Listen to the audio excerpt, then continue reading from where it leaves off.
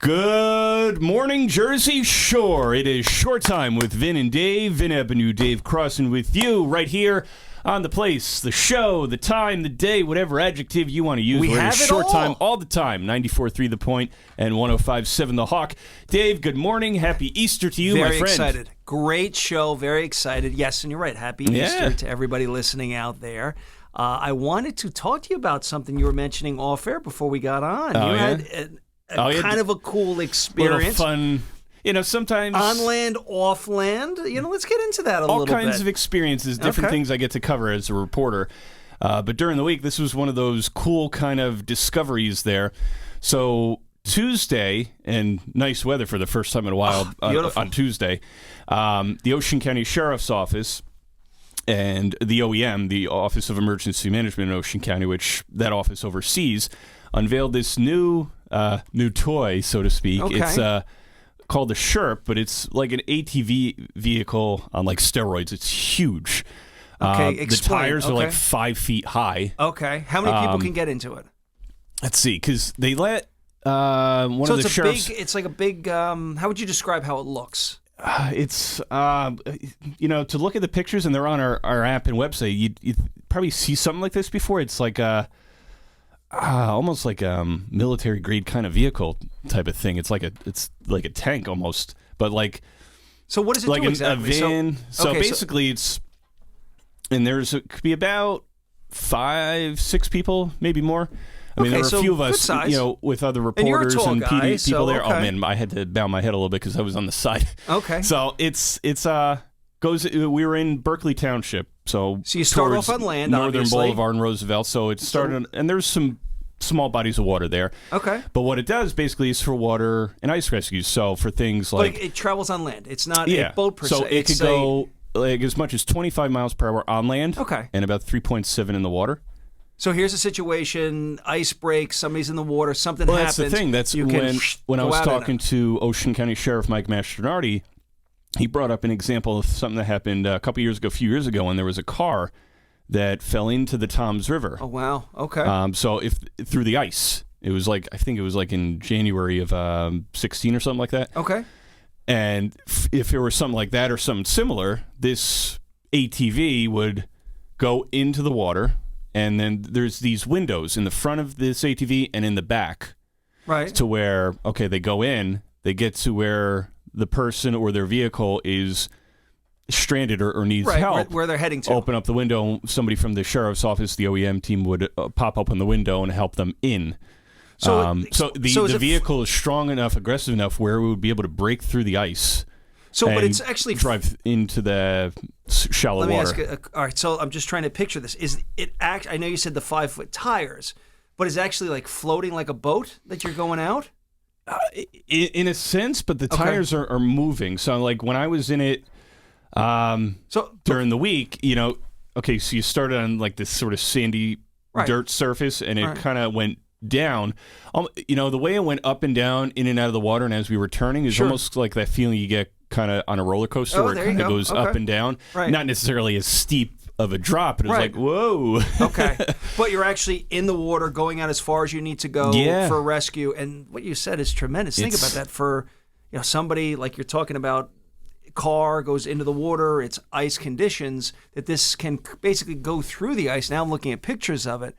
Oh, wow. Right. Like we were literally really cool. in the water. So you turn around and I'm like, whoa. And this is brand new to them. Brand new. Yeah, so it's a couple years in the works. So Ocean County Sheriff Mike Mastronardi was in North Carolina, and he saw these things following a hurricane. So spoke with the sheriff's office down there and the vendor and stuff like that, and worked with the Ocean County Board of Commissioners to make the vision a reality. And from their understanding, my understanding, that this ATV, the SHERP that Ocean County Sheriff's Office now has, is the first of its kind in the state. So it's the first law enforcement agency, sheriff's office in the entire state of New Jersey to have this type of vehicle. And just think about where we're located. I mean, the Toms River. Well, there's so much water around us that something like this is very necessary. Ocean County Commissioner Gary Quinn, who's the liaison to the Ocean County Sheriff's Office, he was there on Tuesday as well, and we're such a waterfront community. Of course. And the sheriff, dove in deep into trying to make this happen. Obviously Superstorm Sandy, and I guess, smaller incidents, certainly in comparison to that. But actually, you bring up a great point. These things flooding as well. Right. It's not just going out into a body of water, but if there's some flooding issues, some storm that you've got to rescue people, get to their homes, and roads are flooded. The example, so these things could bring supplies to people in a hurricane, water rescues, ice rescues, basically smaller. So not like, from my understanding, the Atlantic Ocean or something like that. But well, no, I don't. So if it were going into the bodies of water like the Toms River or the Barnegat Bay, marshes in the area, mud, rivers ice, in the area, other terrains, kind of where, like you see in the pictures on our website and everything. So kind of like that. So where it's like deep enough but shallow enough, the vehicle can get in there, go in, make the rescue, bring the individual or individuals back to land. Right. And to safety. It's pretty cool. I mean, it was fun to get a free ride in that thing. So basically, as a reporter, so to speak, you were able to go there and travel with them and experience. Oh, that's very cool. So talk to Sheriff Mastronardi, cool things Commissioner during my Quinn. job day like that. Wow. They were joking around with some of the other reporters and other people there from the Ocean County Sheriff's office were there as well. So, we there was a little bit of fun there in terms of, wow, this is pretty cool. Of course. But long term, this is something that could really help in a lot of different situations. Obviously, something like a Sandy, if it, God forbid, ever happens again, but certainly incidents we get a lot of flooding, different things that can occur. So, I mean, if it needs to, boom, there it goes. It's, activated and deployed and kind of at their disposal. So Sheriff Mastronardi, the whole Sheriff's Office, the Ocean County Emergency Management Team, been working hard on coming up with new ways to think outside the box, provide different options and tools, so to speak, to help with safety, beforehand, and certainly if something happens, that they have all the resources that they need to make this community safe, make as many rescues, save as many people. Well, I would think also, too, is, we're going to have this here, and now the other shore communities, say into Monmouth County in different areas. This could be something where other towns, other areas end up getting something like this. I could see it. I mean, Sean Golden, the sheriff in Monmouth County, is very tech-savvy and very on top of things. I could see the possibility of something like this coming to Monmouth County at some point soon. I think so, sure.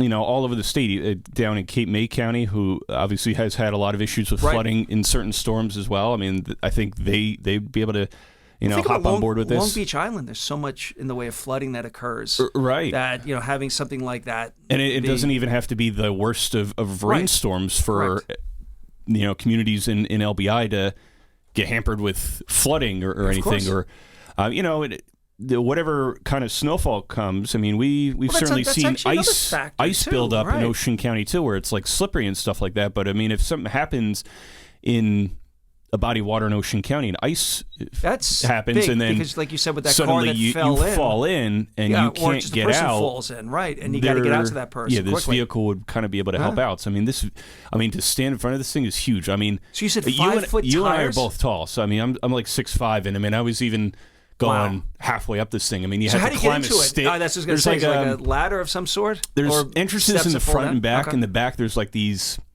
like 3 or 4 rings, like a tiny set of stairs. So you just climb in, you hop in.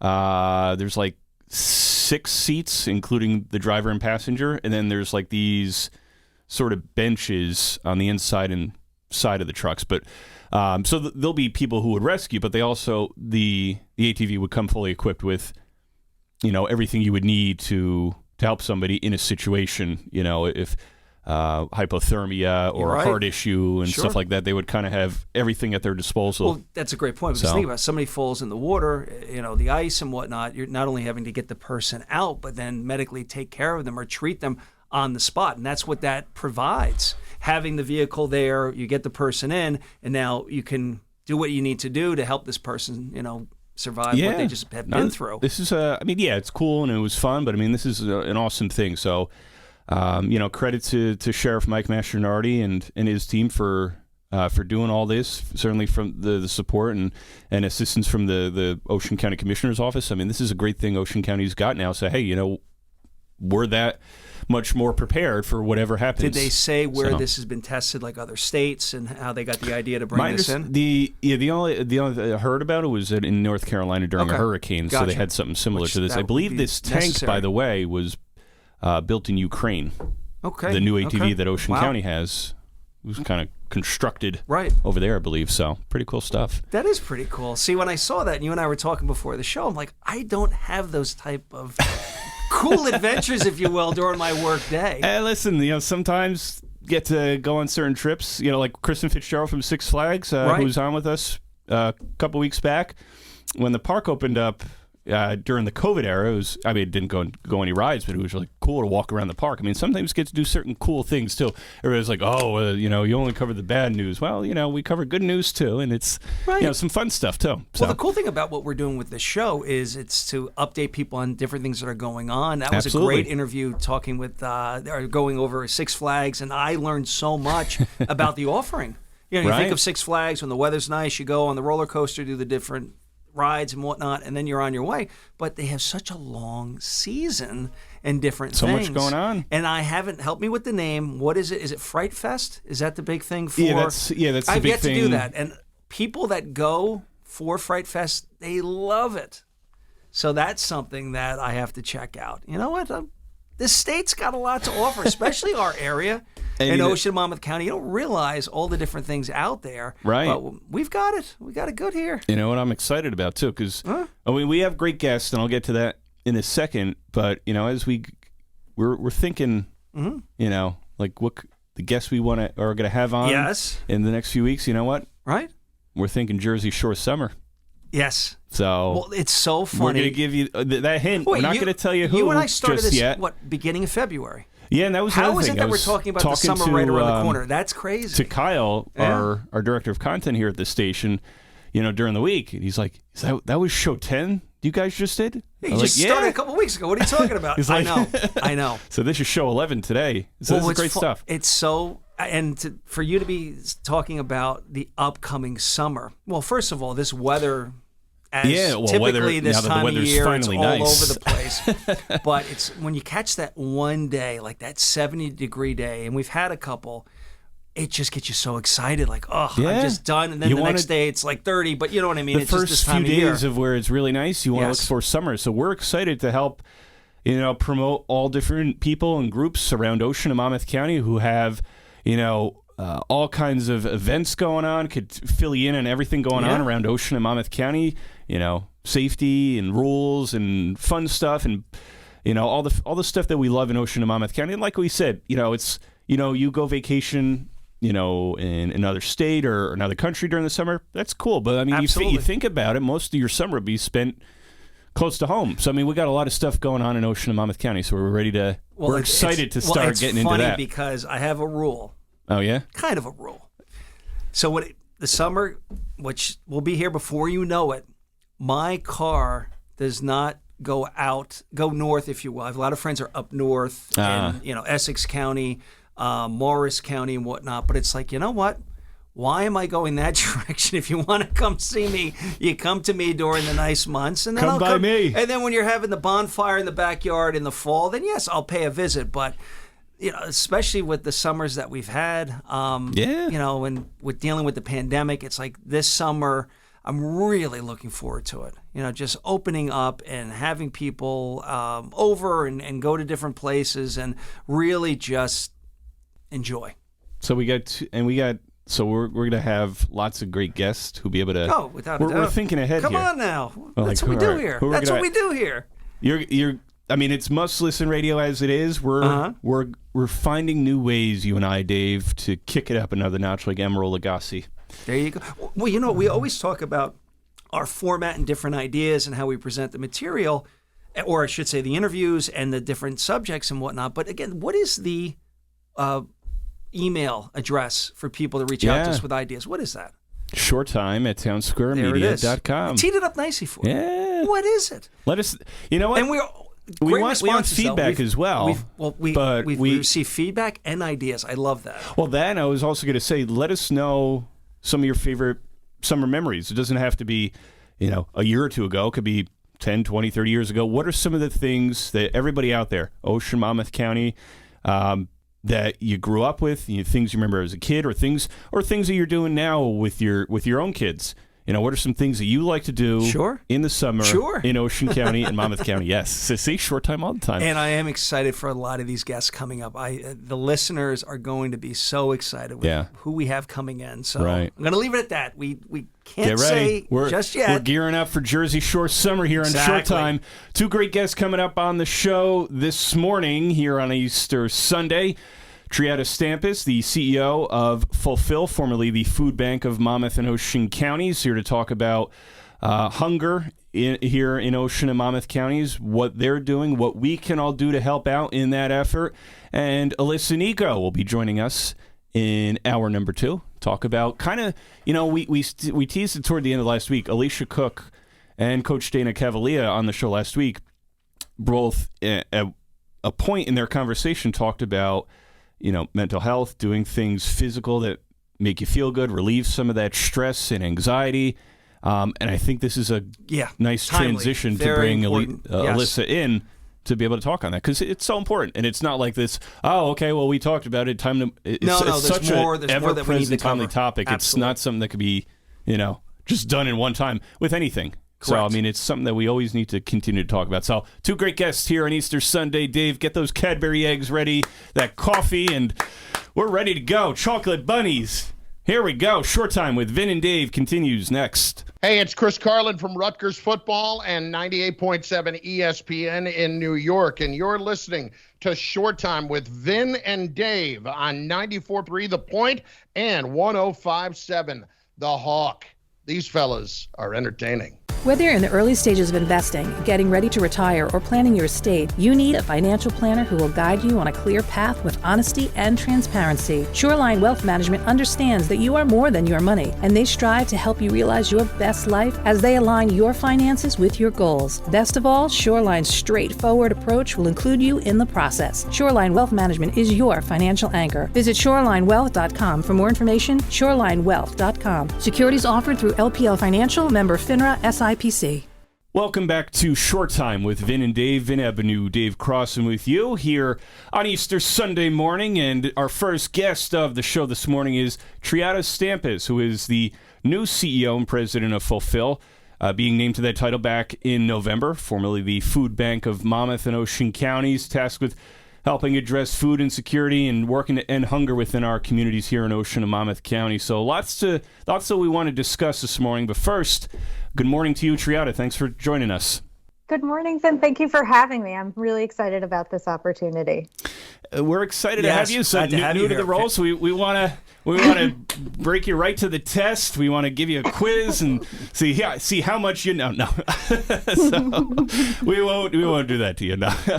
But we do want to discuss a few things along the way, though. So first, just want to help give a better or a broad description of kind of the work that Fulfill does for people here in Ocean and Monmouth counties with helping provide meals and helping fight that food insecurity, making sure that as many people as possible can be fed. So what are some of the missions or the goals that Fulfill has for people at the shore?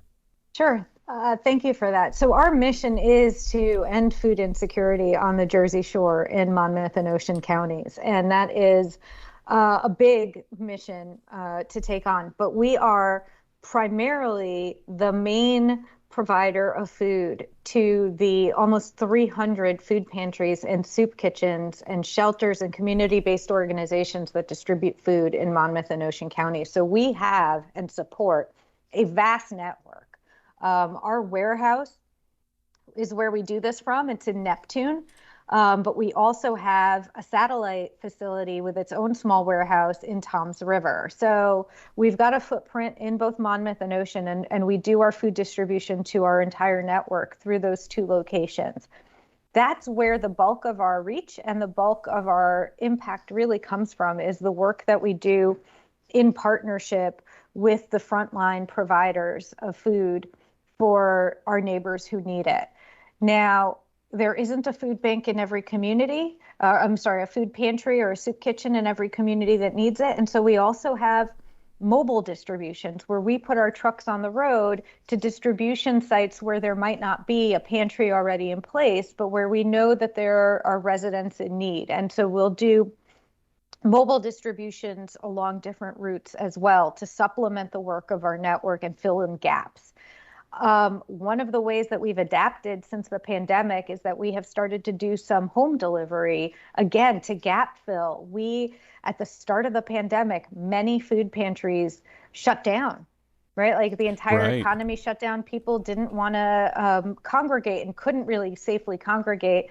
And the reality is that many food pantries are operated by older adults who were a vulnerable population and pre-vaccines in the early part of the pandemic. And so we had to really pivot and lean heavily on our mobile distributions, develop new partnerships with different townships and local governments in some cases, and really and even extend into home delivery for people who couldn't come out of their homes. So there's a lot of new need that has resulted from the pandemic that we're still seeing. So even though we're past that early crisis point where we were serving 40% more people than before the pandemic, we're not at that 40% increase anymore, but we're still distributing 22% more food today than we were before the pandemic. So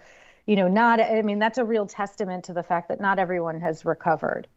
Triada, I want to touch on that too, because I think it also helps shine a light on, I think people sometimes in society have this sort of picture of hunger as, the Oliver Twist kind of picture of like somebody in drags who's, poor and destitute looking for food, but it's more than that. It's, the people that look like you and I and Dave here that, who could be falling on hard times.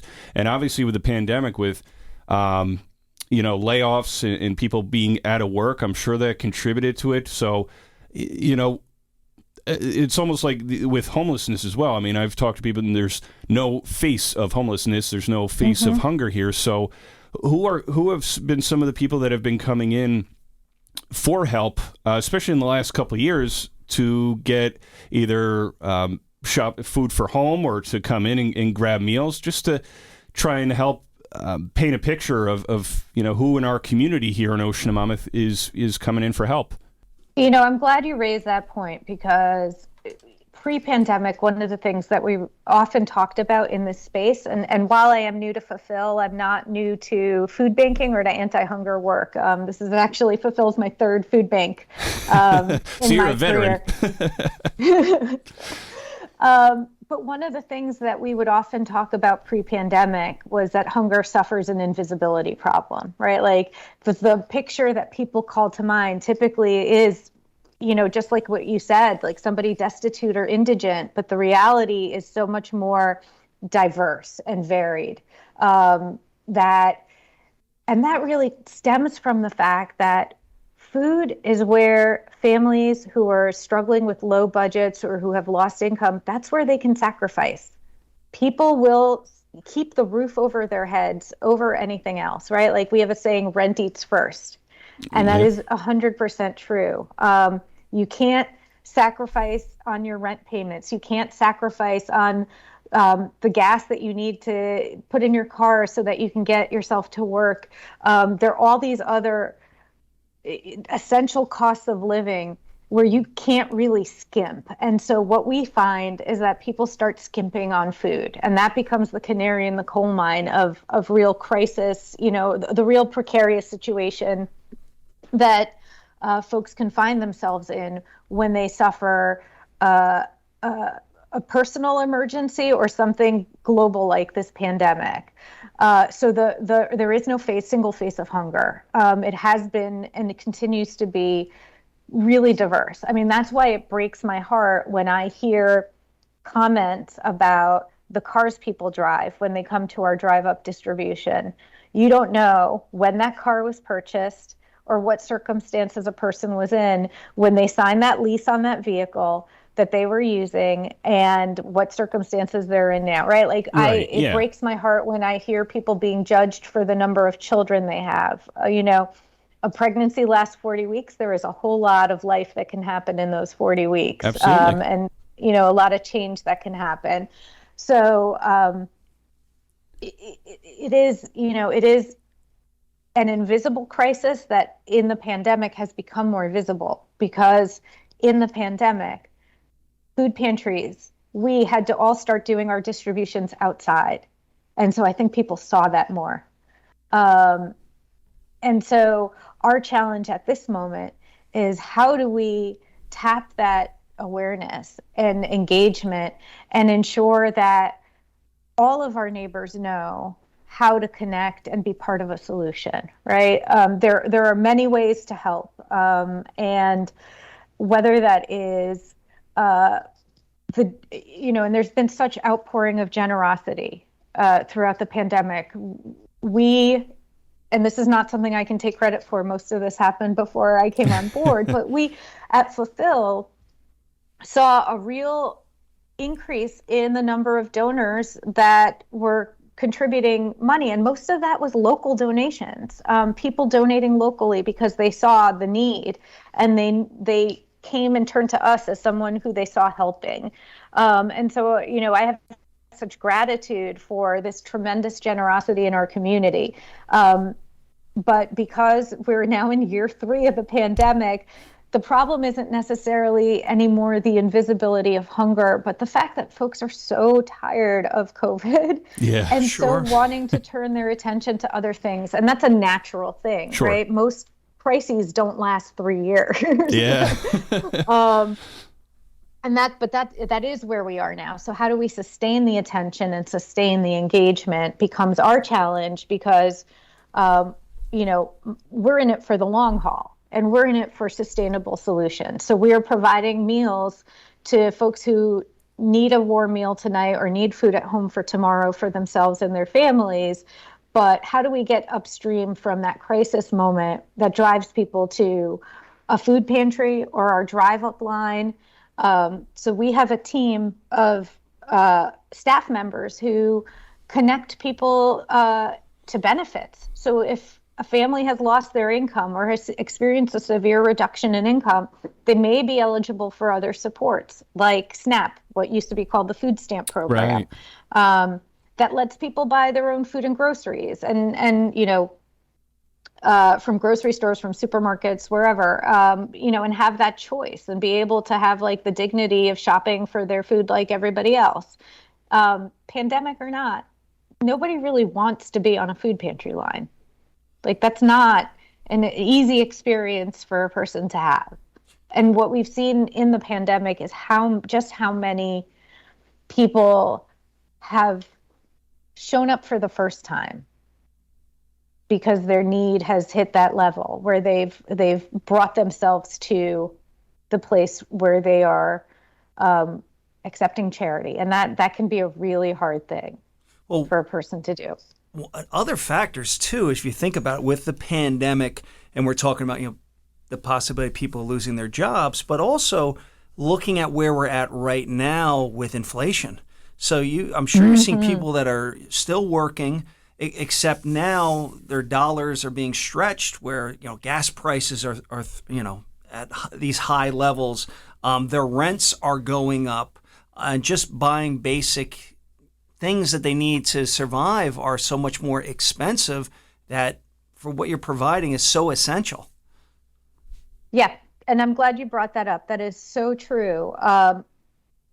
We're even seeing it in front of our own doors. Just since January, as gas prices have gone up, we've seen demand at our drive-up distributions go up. We do out of our Neptune warehouse facility, we do a Friday afternoon drive-up distribution where folks can come in their cars from 1 to 3 and pick up a box of food. It's just kind of a pop the trunk distribution. And we've just seen the numbers month over month go up, even in front of our own doors. And that's something that we're also seeing within our pantry network. And this is a story we've seen before. About a decade ago, when we were coming out of the last recession, it wasn't a pandemic, so the circumstances were a little bit different.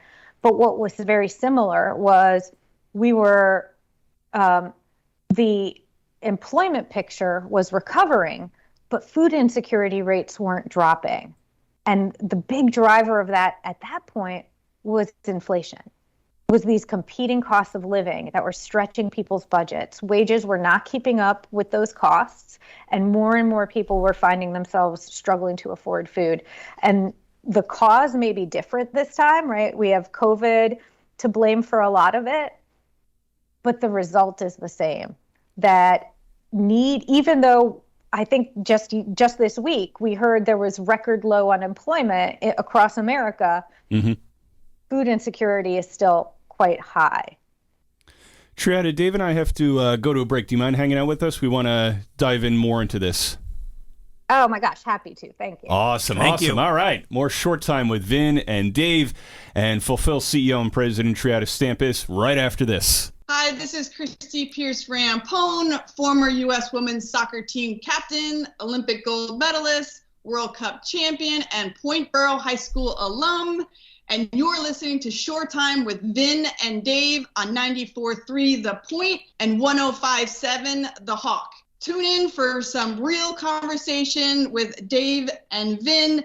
You don't want to miss this. Whether you're in the early stages of investing, getting ready to retire, or planning your estate, you need a financial planner who will guide you on a clear path with honesty and transparency. Shoreline Wealth Management understands that you're more than your money, and they strive to help you realize your best life as they align your finances with your goals. Best of all, Shoreline's straightforward approach will include you in the process. Shoreline Wealth Management is your financial anchor, committed to helping you weather life's storms. Visit shorelinewealth.com for more information today. Shorelinewealth.com. Securities offered through LPL Financial, member FINRA SIPC. Welcome back to Short Time with Vin and Dave. Vin Ebonu, Dave Crossan with you. And with us this hour is the president and CEO of Fulfill, Triada Stampas. We've been talking about some of the issues related to the pandemic and gas prices and, you know, the face, so to speak, of hunger in our community. And Triada, I want to start this segment because I know you were named the president back in November of 21.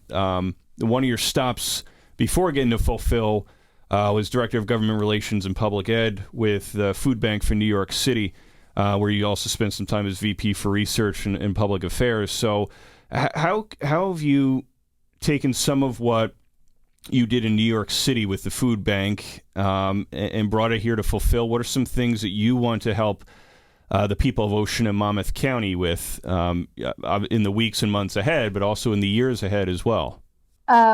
Yeah. So as I mentioned earlier, Fulfill's actually my third food bank. I spent a little over a decade at the Food Bank for New York City and about 2 years, most recently at Community Food Bank of New Jersey, so our neighbor to the north. And those are two much bigger food banks. Community Food Bank serves 15 counties in New Jersey. We serve 2. Food Bank for New York City serves the entirety of New York City, which is mammoth in its own way. And what really interested me about this opportunity at Fulfill to serve Monmouth and Ocean counties is that we are big enough to have an impact and small enough to be nimble and to be really responsive. And so what I have seen in my other food banking experience is that the opportunity for real solutions exists at the community level. And if you're operating at a really big scale, it's hard to see at that level, right? Like you're really too big. And I feel like at Fulfill, we are able to be nimble and we're able to be responsive in a much deeper way because we are not gigantic. We're, I think, big enough to serve our 2 counties, but not so big that we lose sight of our impact on the ground. Recently, Feeding America, which is our national umbrella organization, there are 200 regional food banks across the United States, and Feeding America is the national organization that we all partner with and are in a network with, laid out a bold goal for us, really a challenge to every food bank in America, that we collectively reduce food insecurity by half by the end of this decade. Wow. And while doing that, we reduce disparities by race and place by half by the end of this decade. And do it in a way that ensures that we are providing access to the food and the resources that communities and individuals say that they need to thrive. So this charges us with a real ambitious, bold, but incredibly impactful goal. And so when I look at the work ahead at Fulfill for us in Monmouth and Ocean counties, I know that that's not something that we can do alone, that my organization can do alone.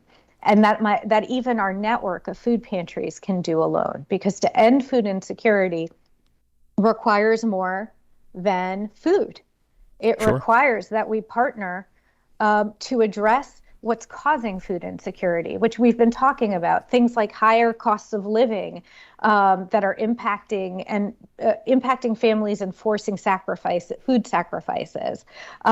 It requires that we think bigger about our mission and that we place the people we serve at the center of our thinking and address their needs more holistically. And that doesn't mean that Fulfill starts to do things outside of our mission. It means that we strategically partner with other stakeholders, other organizations, other folks who want to join us in ending food insecurity by addressing, the needs of the families and the people that we serve.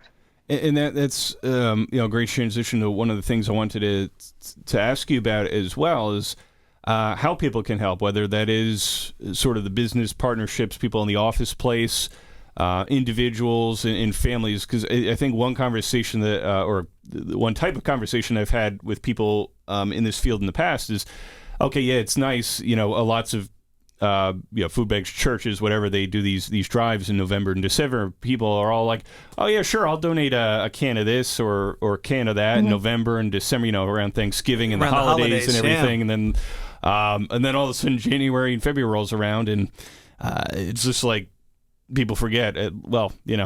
Every people in our community get hungry on the other 10 months of the year as well. Right. So great point. not just in November and December.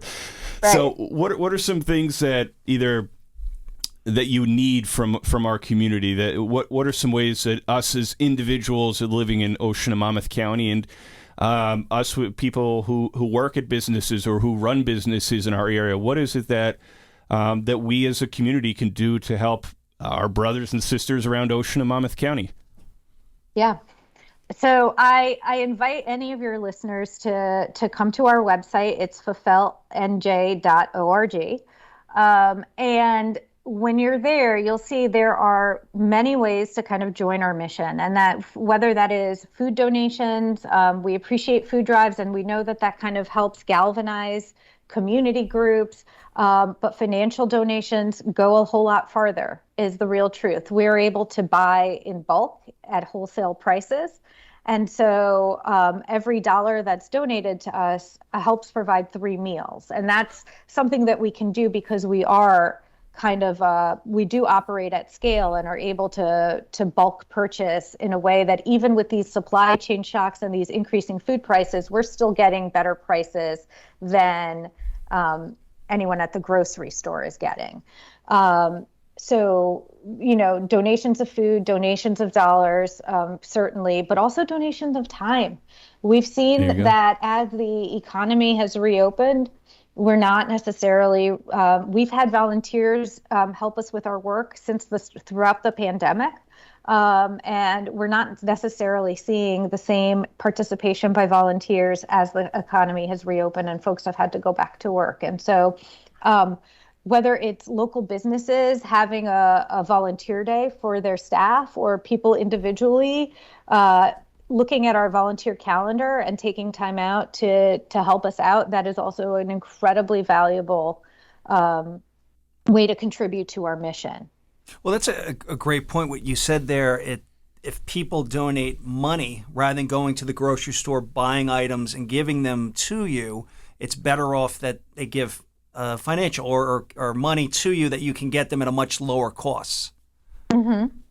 Yeah, absolutely. And that's something we are doing, truckloads of produce. We even in the pandemic, we do not lose sight of the food that folks need to thrive, not just survive. It's not about, empty calories in the belly, but helping ensure that there's healthy food. So we're able to buy produce by the truckload and move it quickly to get to people who need it. We pick up donations from supermarkets and local grocery stores to a food that is getting close to the code date that they might not be able to sell. And we ensure that while it is still good and wholesome and edible, that it's getting to a family that needs it through our network or through us directly. So, we're able to achieve a lot of economies that the average person, in terms of being able, what they can get for $1 of food, we're able to exceed.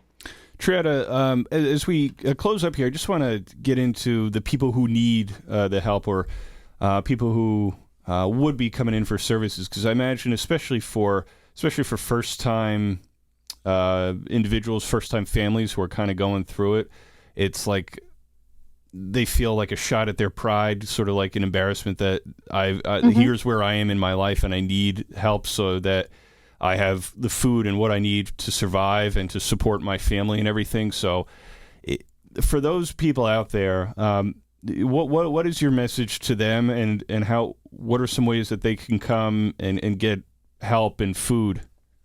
So my message to anyone who needs our help is that you are welcome and our doors are open, and not just our doors, but the doors of our entire network are open. I have been, since starting, doing a listening tour, and I've been visiting our pantry network to see how circumstances are on the ground and how in year 3 of the pandemic our pantries are doing. And I'm so heartened to see just the incredible commitment to service that I'm seeing at every single pantry that I have visited.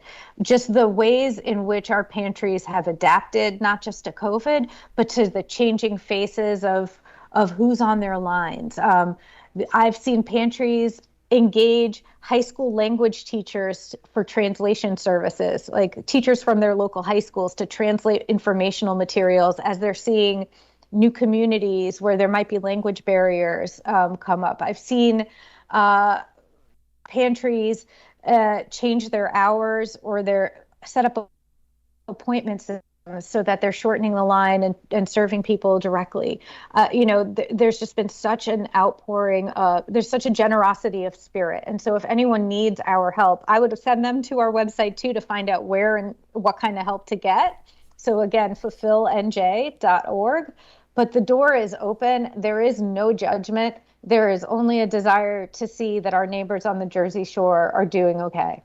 Triada, I appreciate you taking out the time this morning. I could tell that this certainly means a lot to you, to be able to want to help all these people here. We talk about the overall Ocean and Monmouth County, over 1.2 million people living here, and it's people that are in our own communities, from Toms River to Long Branch, from Middletown down to Stafford and beyond. People in our community who are going hungry, and some who have children at home to feed as well. So Triada, thank you for doing all you do for you and everybody at Fulfill there. You guys have always done such great work as an organization, and please keep in touch. We want to help you continue to get the word out throughout the course of the year and in the years to come. Whatever we could do to help, we want to be there for Fulfill. Thank you so much, both of you, for the opportunity and for spreading the word. This is amazing. Thank you for everything that you do. Yes, thank you. Keep doing what you're doing. Great work at Fulfill. See, it wasn't bad. It was good. It was a good start today.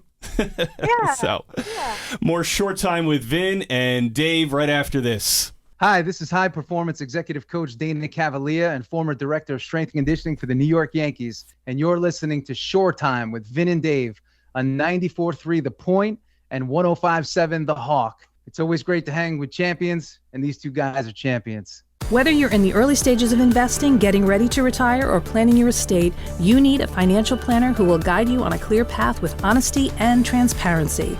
Shoreline Wealth Management provides clarity through the complexity with offices in Manchester and Manahawkin.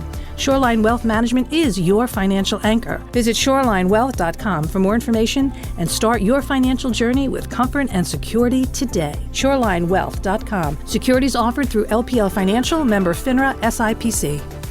Welcome back to Short Time with Vin and Dave. Vin Avenue, Dave Crossan with you. Dave, I want to bring something up here on the show. The real estate market's certainly been a roller coaster throughout the pandemic, even here in 2022. And there's a lot of mystery swirling around what could be ahead. Exactly. And who's calling the studio at this time? I mean, we have a show we're doing here. We're busy men. We're busy. All right. You know what? Let me just get this call. All right. We'll take it. We'll take it. Hello, this is Dave from Shore Time with Vin and Dave. Who's calling? This is Mr. Middletown. What is going on? Perfect time for this phone call. What's been cooking? Yeah. Just calling in with the real estate report, guys. All right, let's hear what's going on. It is insane out here, guys. It is nuts. Prices are through the roof. People are out of their minds. The market is going insane. It's on fire. There should be like fire trucks in every township just putting out these sales. It's just nuts. Well, let me ask you this, Charlie. So with everything going on, obviously inventory is light. People are looking for homes, maybe people moving from different out of state, looking to come into the area. Any thoughts with interest rates starting to creep up, what that may do to what's been going on with the real estate market? Honestly, they could go up a little bit. They could go up a lot. And I still think even if half the people jumped out of the market, I'd have 5 offers on my house rather listings than 10 or 20. You know what I mean? So I don't see anything changing too much. Obviously, it's gonna make some people nervous. I mean, that's normal. But there's just so lack of inventory and so much demand that I would say if 2/3 of the people jumped out of the market and just sat on the side, we'd still have an extremely hot and insane market. So it's Monmouth County. Come on. Well, okay. So here we go. It is Monmouth County. Can you let us know different areas and towns in Monmouth County that you see are the hottest right now? I mean, just take Middletown, for instance. There used to be a point in time, and I call this, I don't want to be braggadocious, but about 7 years ago, I said, there's going to be a period in time when Middletown just has one price. You used to be able to say, all right, if it's a ranch and it's 2 bedrooms, 3 bedrooms with 2 baths in Belford, it would get X. If it's Leonardo, it would get Y. If it was Lincroft, it would get Z. It's almost like there's one universal price in Middletown. It's like, what does it consist of? Does it have a pool? And it's like boom, that's the next value. It's kind of crazy, and it's kind of awesome though, because I guess people are just realizing that, you know, when you grew up here, you thought there was like sections and this and that, but it's just like Middletown on a whole is just amazing. And each little section of it is getting like overappreciated and actually valued that it should be the way all along. But it's just, I guess people moving in, they just see the value. So it's pretty awesome, you know? Charlie, let me ask you this question.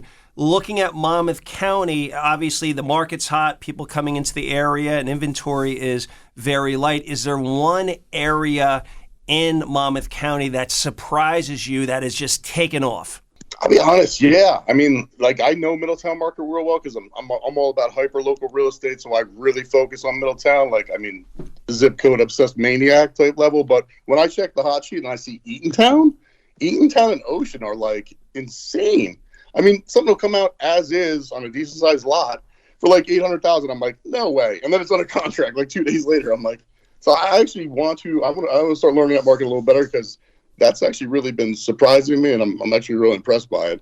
I mean, obviously, Ocean's a lot closer to the water than we are the actual, you know, beach. Whereas I believe Middletown is the gateway to the Jersey Shore. we're the you know, the welcome wagon to the Jersey Shore. You got to go through us to get there. But Eatontown really has blown my mind, and Ocean is just insane as well. Charlie, this is perfect. I appreciate you reaching out. I'm sure people have tons of questions out there. Where should they go? How do they contact you? Man, they can always go to MrMiddletown.com, or they can call 1-833-MR-MTOWN.